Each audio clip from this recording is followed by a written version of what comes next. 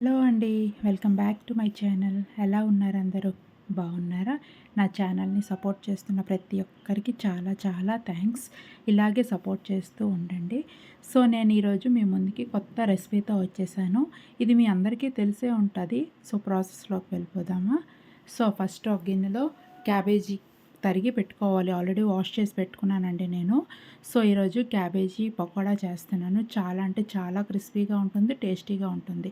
So, already కడిగి wash చేసుకున్న cabbage వేసాక కొంచెం జీలకర్ర అండ్ వామ్ కూడా కొంచెం వేసుకోండి. వామ్ వేస్తే ఆ ఫ్లేవర్ అనేది కొంచెం బాగుంటుంది. సో, కొంచెం సాల్ట్ అండ్ కారం సరిపడినంత వేసుకోండి. కారం ఎక్కువ తినేవాళ్ళు కొంచెం ఎక్కువ ఎక్కువ వేసుకోండి. కొంచెం శనగపిండి. శనగపిండి వేశాక కొంచెం బియ్యం పిండి వేసుకోండి. క్రిస్పీనెస్ బాగుంటుంది కాబట్టి బియ్యం పిండి వేసుకోండి. మెత్తగా కావాలి అనుకుంటే మాత్రం ఓన్లీ శనగపిండి వేసుకోండి. క్రిస్పీనెస్ ఎక్కువగా కావాలి అనుకుంటే కొంచెం బియ్యం పిండి వేసుకోండి. బియ్యం పిండి వేసుకుంటేనే టేస్ట్ బాగుంటుంది క్యాబేజీ పకోడీకి. ఆయిల్ కానీ వాటర్ కానీ ఏమీ వేయకుండా ఉప్పు కారం అంతా మిక్స్ అయ్యేటట్టు క్యాబేజీని మంచిగా కలపండి. ఆ క్యాబేజీకి ఉన్న తడి సరిపోతుంది. ఒకవేళ సరిపోకపోతే కొంచెం వాటర్ కానీ ఆయిల్ కానీ నేను వీడియోలో చూపిస్తున్నట్టు కలుపుకుంటే సరిపోతుంది. చూసారు కదా, ఇలా కన్సిస్టెన్సీ వస్తే చాలు. ఎక్కువ వాటర్ వేసేస్తే మళ్ళీ ఎక్కువ వాటర్ అయిపోతే క్యాబేజీ మంచిగా రాదు. వాటర్ కూడా ఆయిల్ కూడా ఎక్కువగా పీల్చేస్తుంది. కడాయి పెట్టుకొని ఆయిల్ వేడెక్కాక లో టు మీడియం ఫ్లేమ్లో పెట్టేసి పకోడీ అనేది స్ప్రెడ్ చేసేటట్టు వేసుకోండి. ఒక్కసారిగా వేసేస్తే ఆయిల్ అనేది మీదకి వచ్చేస్తుంది కాబట్టి స్లోగా వేసుకోండి. సో, లో ఫ్లేమ్లో పెట్టేసి పకోడీ అనేది వేశాక మీడియం ఫ్లేమ్లో పెట్టుకుంటే సరిపోతుంది. చూసారు కదా, ఇలా లో ఫ్లేమ్లో వేపుకుంటే సరిపోతుంది. చాలా క్రిస్పీగా వస్తుంది.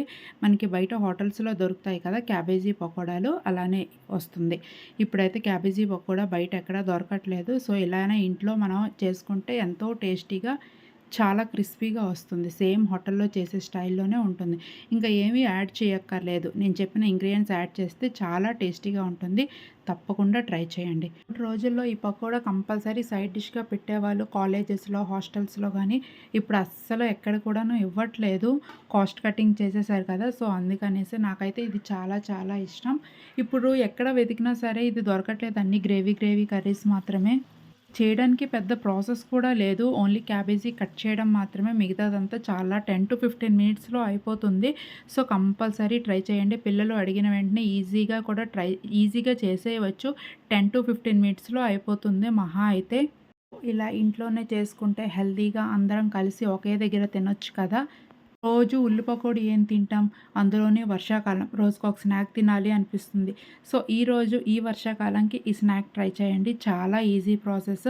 పిల్లలు గానీ, హస్బెండ్ గానీ ఎవరైనా ఫ్యామిలీ మెంబర్స్ అడిగితే ఈజీగా 10-15 మినిట్స్‌లో చేసేయొచ్చు. చాలా క్రిస్పీగా ఉంటుంది, టేస్టీగా ఉంటుంది, హెల్తీగా ఉంటుంది.